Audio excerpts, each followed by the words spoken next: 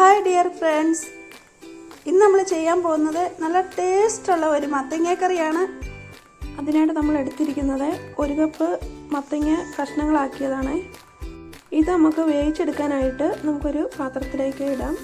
ഇതിൻ്റെ കൂടെ നമ്മൾ 2 പച്ചമുളക് കൂടെ ആഡ് ചെയ്യുന്നുണ്ട്. പച്ചമുളക് നമ്മൾ 2ആയിട്ട് കീറിയിട്ടേക്കുവാണേ. ഇനി നമുക്ക് ഇതിലേക്ക് 1/4 സ്പൂൺ മഞ്ഞൾപ്പൊടി ഇട്ട് കൊടുക്കാം.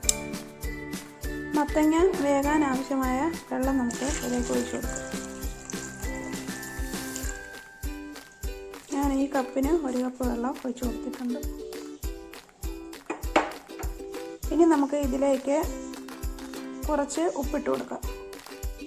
എത്ര മത്തങ്ങ ഉണ്ടോ അതിനനുസരിച്ച് വേണം നമ്മൾ ഉപ്പിട്ട് കൊടുക്കാൻ. ഞാൻ ഒരു 1/4 സ്പൂണ് ഉപ്പിട്ട് കൊടുക്കാം. ഇനി നമുക്കിത് അടച്ചു വെച്ച് വേവിക്കാം. മത്തങ്ങ വെന്ത് വരുമ്പോഴത്തേക്ക് നമുക്ക് കറിക്ക് ആവശ്യമായ അരപ്പ് അരച്ചെടുക്കാം. അതിനായിട്ട് നമ്മൾ 1 തേങ്ങയുടെ പീരയാണ് എടുത്തിരിക്കുന്നത്.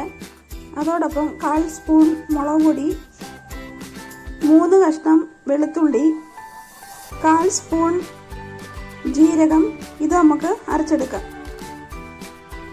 തേങ്ങ നല്ല പേസ്റ്റ് രൂപത്തിൽ നമ്മൾ അരച്ചെടുത്തിട്ടുണ്ട്. മത്തങ്ങ നന്നായിട്ട് വെന്ത് വന്നിട്ടുണ്ട്. ഇനി നമുക്ക് ഇതിലേക്ക് തേങ്ങ അരച്ച് വെച്ചേക്കുന്നത് ചേർക്കാം.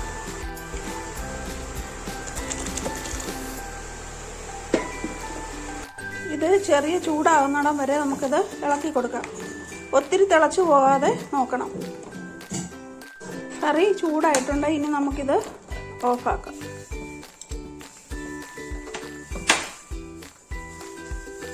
ഇനി നമുക്ക് കടുക് പൊട്ടിച്ചിടാം. അതിനായിട്ട് 2-3 കഷ്ണം ചെറിയ ഉള്ളി, കറിവേപ്പില, വറ്റൽമുളക് ഇത് നമുക്ക് എടുക്കാം. കടുക് പൊട്ടിക്കാനായിട്ട് ഒരു പാത്രം വെച്ച് ചൂടാകുമ്പോൾ നമുക്ക് അതിലേക്ക് കുറച്ച് വെളിച്ചെണ്ണ ഒഴിച്ചു കൊടുക്കാം. എണ്ണ ചൂടാകുമ്പോൾ അതിലേക്ക് നമുക്ക് കടുക് ഇട്ട് കൊടുക്കാം.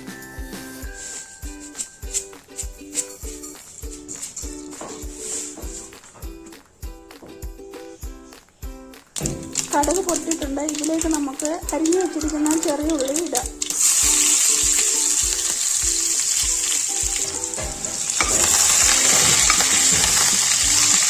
ചെറിയ ഉള്ളി നന്നായിട്ട് മൂത്ത് വന്നിട്ടുണ്ട്. ഇനി അതിലേക്ക് നമുക്ക് വറ്റൽമുളക് ഇടാം. ഇനി കറിവേപ്പില ഇടാം. ഇത് നമുക്ക് കറിയിലേക്ക് ഒഴിക്കാം.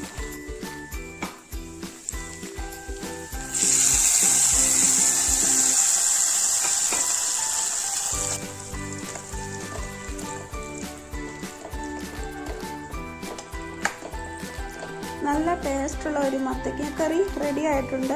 എല്ലാവരും ഇതൊന്ന് ട്രൈ ചെയ്യണേ. അതുപോലെ എൻ്റെ ചാനൽ സബ്സ്ക്രൈബ് ചെയ്യാത്തവർ സബ്സ്ക്രൈബ് ചെയ്യണേ.